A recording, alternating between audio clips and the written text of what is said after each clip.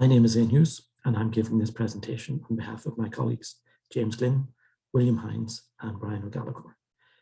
The title of the presentation is Deep Institutional Innovation for Sustainability and Human Development, or DIIS. The presentation concerns a project, the DIIS project, that we've been working on along with a DIIS community in University College Cork and across Europe. And the presentation is for the Scenarios 4, which will be held on Wednesday, the 22nd of June.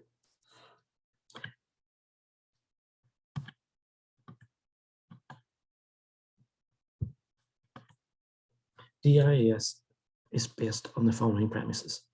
First, that achieving planetary sustainability requires deep institutional change across multiple social institutions. And these social institutions that we're looking at in the project include technology, politics, economics, gender, religion, and education. So deep institutional changes are needed across all of these social institutions due to the multiple cascading crises that we're facing. So we don't just face the crisis of climate change, we also face ecological crisis, mass extinction, economic crises that can be seen in the rise of populism, and geopolitical crises as we see in the breakdown of the international order.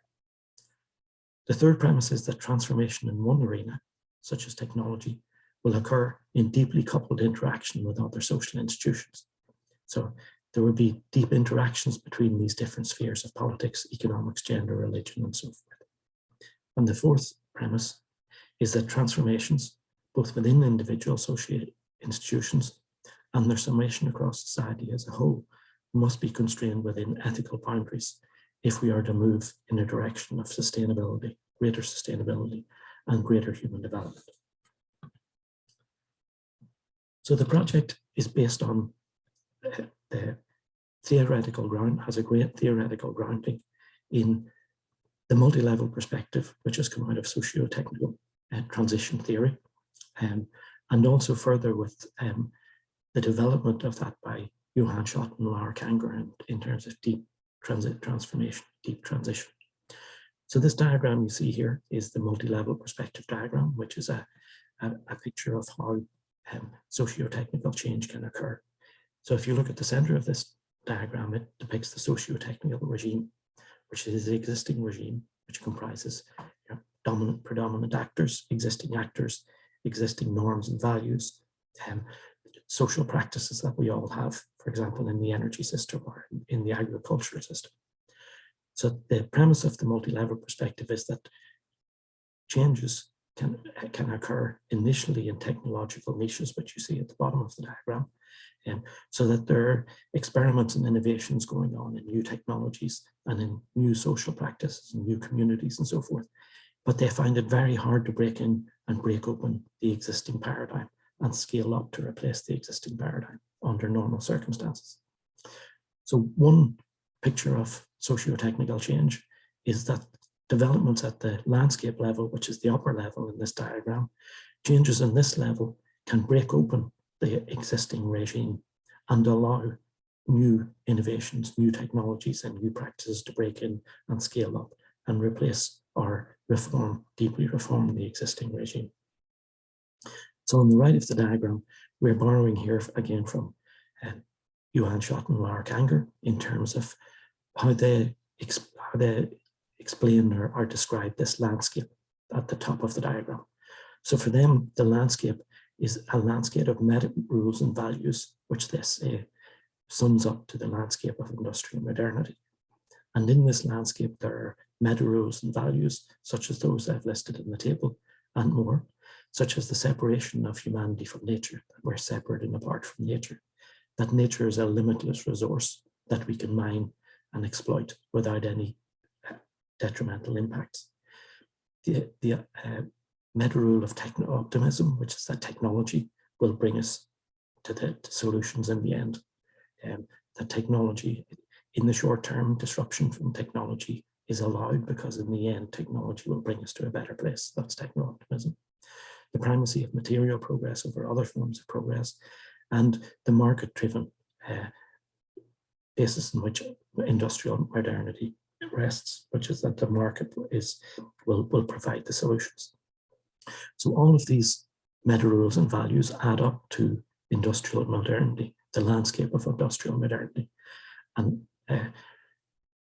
Schott and Kanger then say that this landscape is the context within which the existing socio-technical regime, any changes in the existing regimes will take place, that they will be limited by the rules and values in this landscape of industrial modernity.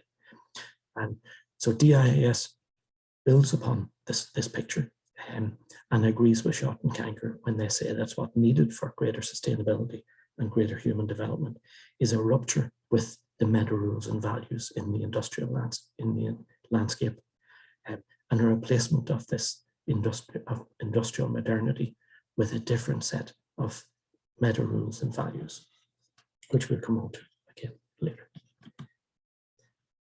So far in the DIIS project, we define the social institutions as comprising our ideational, organizational, and social practices. So the ideational, organizational, social practice elements of politics, for example, are all included in our definition of social institution. So far, the project has concentrated on the ideational level across each of the social institutions that we're looking at. And you can see in this table, then we've put in some of the ideas that we are proposing that act as or represent a rupture from the existing ideational content of the landscape, as it was seen in the previous diagram. So things like within politics, and additional protections against anti-democratic leaders and movements, reconstitution of democratic civil society, which has been eroded by neoliberalism, are some examples of the ideational changes that are needed. Similarly, in economics, the ideas of beyond growth, the idea of a new social contract between economy and society, to reduce inequalities, to reduce the harms being caused by economic growth, for example. In technology beyond creative destruction, embedding ROI in wider society, containing technology so that it works in the common good, and not accepting that disruption can be allowed in any circumstances, and that technology will come all right in the end. So similarly, again, across religion and spirituality and across gender, we have these ideas in religion, moving beyond sectarianism and overcoming universal or hegemony, masculine hegemony within religion, and similarly within gender, of containing hegemonic violent hypermasculinity and gender diversity. So these are some of the ideas that we've been working on. We've had a number of papers that we've published on this. And so we wanted now to move beyond this, where the concentration on the ideational, and try and think about how these ideas then can be put into practice. What kind of organizational changes and reforms are needed? What kind of social practices are needed? So we set up a workshop with our DIIS community. We had about over 20 of our community who took part in a 90-minute workshop. We broke up into different subgroups for discussion. And the idea was to try and discuss this, the needed transformations in terms of ideas, organizations, and practices. So we held this workshop on the 19th of May. It was held online. And it was really an experiment, if you like, to try and explain or to explore and discuss holistic whole of society change. As I said, DIIS is so far concentrated on a preliminary examination of individual social institutions at the ideation level, and we now wanted to explore the systemic interconnectedness of cross-social institutions. So in the workshop we had two options. The groups could either discuss individual ideas about changes in ideas, organizational forms, and social practices that are needed within each social institution. So in other words, filling in the boxes in the table in the previous slide. Or they could discuss the systemic linkages across social institutions. For example, spillover effects between politics and gender, for example, or between technology and economics or whatever. So looking at the interconnectedness across these social institutions as being sites of potential transformative change. So in the workshop, we acknowledged at the beginning that this table is very linear. It's presented, the table that we present is really an inadequate representation, as social institutions are deeply interconnected and interembedded with one another. And this was acknowledged at the beginning. But nevertheless, we presented the table as a starting point for discussion. So I'm going to go through now what came out of this workshop. And the findings can be gathered on the following 6 headings. Comments on the workshop and how people responded to this challenge of talking about at a very broad scale of looking at whole of society change. The second issue was talked about was dynamics of change, how change on this scale of multiple social institutions in the whole of society might happen. The third issue was what I call the hub, which is the core of what is in common, what is the center of all of these social institutions. Then the fourth issue was about landscape, which I've mentioned already in terms of the landscape of meta rules and values that are constraining or shaping change or transformation in each of the institutions. The fifth point that was discussed were the individual policy recommendations, which are the boxes within individual boxes within the table. And then finally, a sixth point was about interlinkages. And then at the end, we were using the discussion to try and put together a preliminary scenario that's based on the DIIS mode of thinking.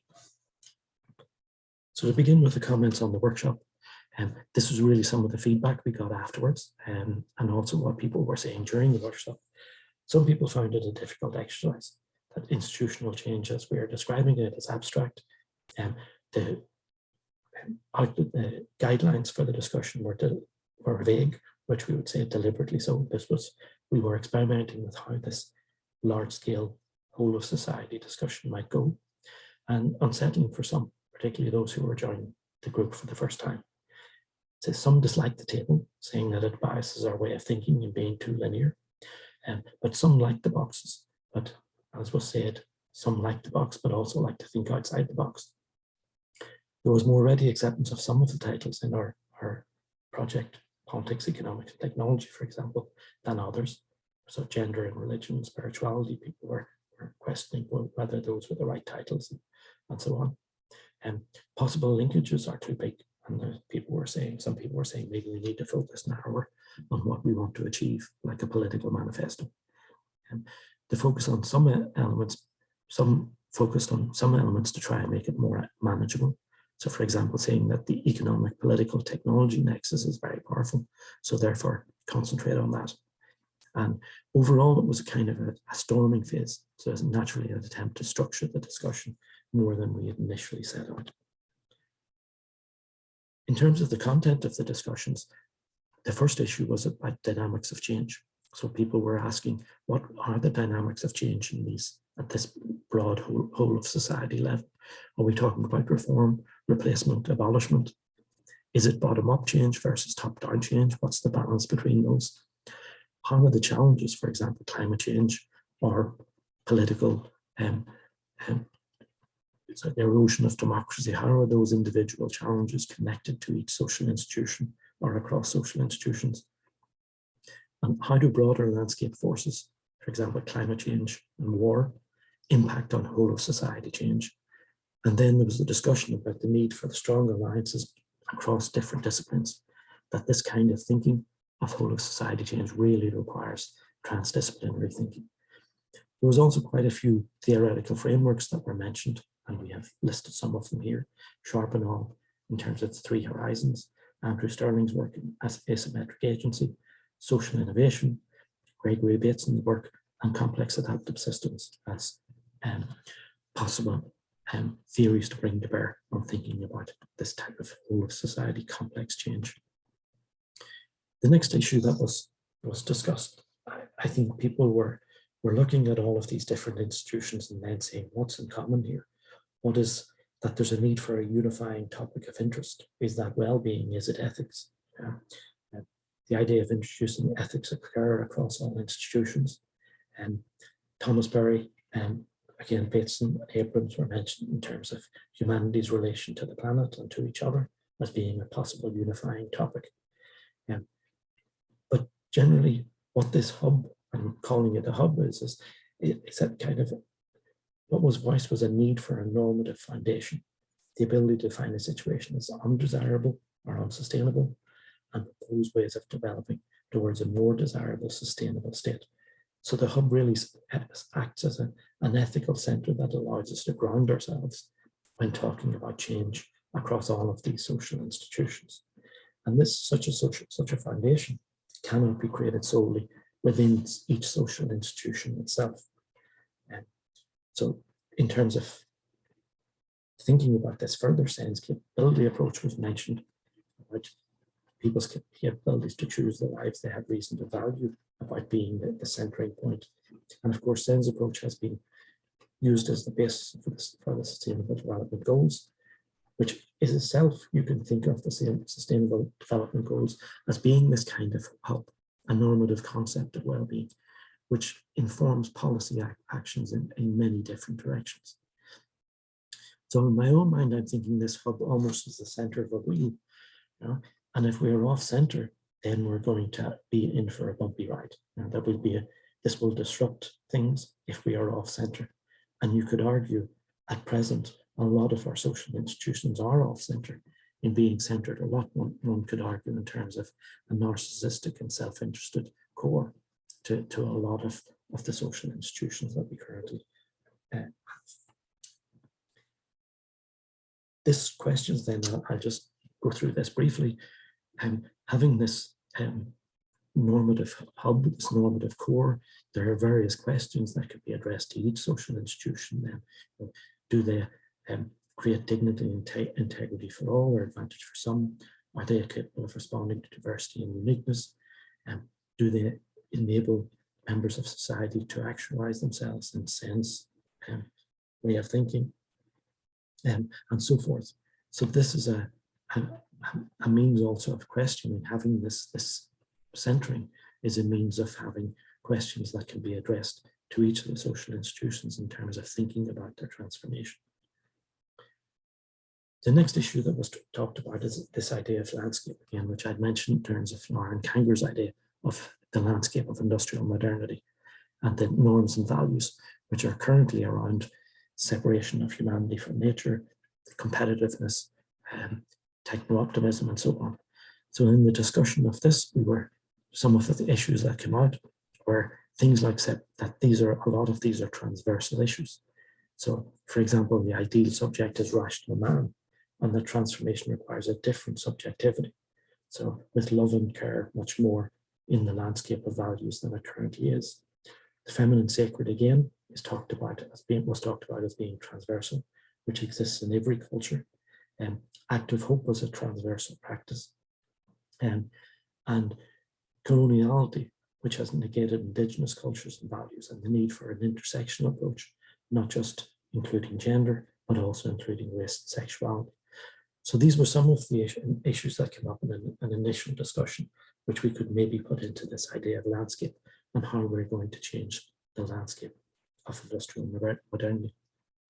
For me, the difference between landscape and hub, the analogy that I was using, the metaphor I was using, was that hub is almost the core around which we're centered, and all of these social institutions are centered.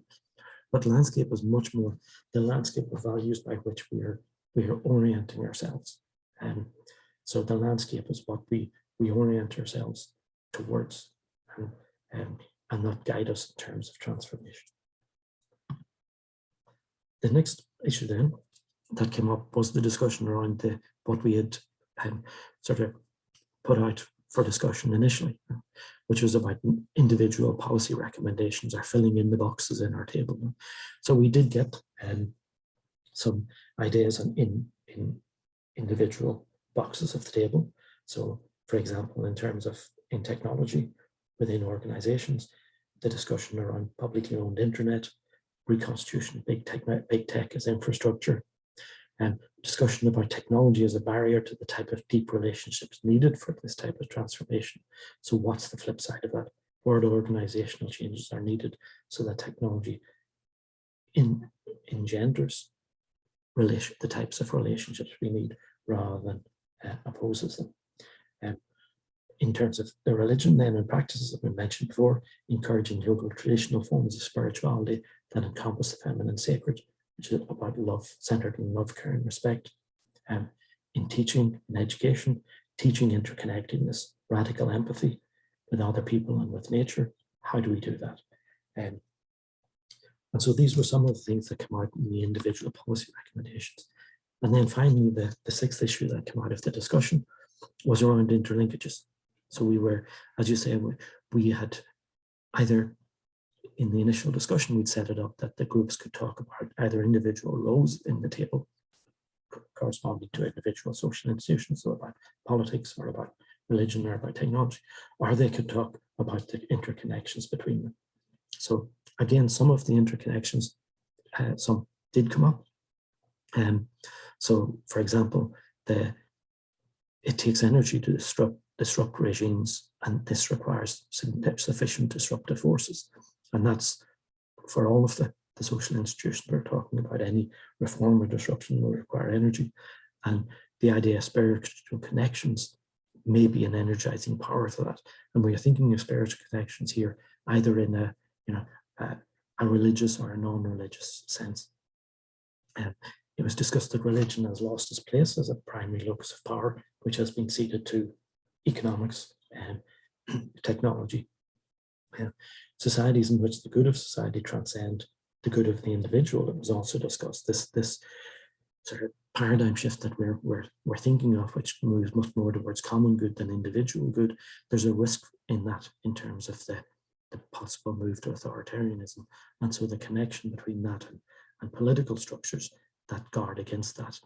And then finally, in terms of interlinkages, how can institutions open themselves to learning across different social institutions, was another question that was open. So we took away from the workshop, we took away all of the notes and the recordings that we had. And then our core team of myself, James Glynn, William Hines, and Brian O'Gallagher, we worked on the scenario, trying to look at a scenario from this that we could use as an input into the scenarios conference. And this is our very preliminary, very first attempt at doing that. So I'll read this briefly, and you can pause the slide and read this for yourselves afterwards. But the scenario for deep transformation is basically that progress towards sustainability required the recognition of a deep interconnected nature of the major institutions of society and the need for fundamental transformation across politics, economics, technology, religion, gender, and education. Beyond reforms at the ideational, organizational, social practices level in each of these areas, it became widely accepted that the move to sustainability required deep change at the twin levels of 1, core ethical principles, and 2, landscape meta rules and values that shape social institutions. Deep transformation for sustainability and human development, guided by reinvigorated ethical principles and moral leadership, has begun to identify and heal the deep wounds at the heart of human civilization, including by 1, strengthening protections against dominant hierarchies based on violence in politics, 2, reducing inequalities and reversing social and environmental harms caused by economics and technology, 3, dismantling patriarchy and sectarianism in religion, and 4, reducing gender polarities through placing greater value on rewards for care. So as I said, that is our preliminary scenario for the DIIS in the SSP1 on deep transformation. But we would welcome your feedback on this and the discussion of this at the conference. So all that remains then is to acknowledge my colleagues in the DIIS community, whose names are listed here. And also, finally, just to leave my email address, and we'd welcome any contacts in terms of feedback on this presentation or requests for further information on our DIIS project. So, thank you very much.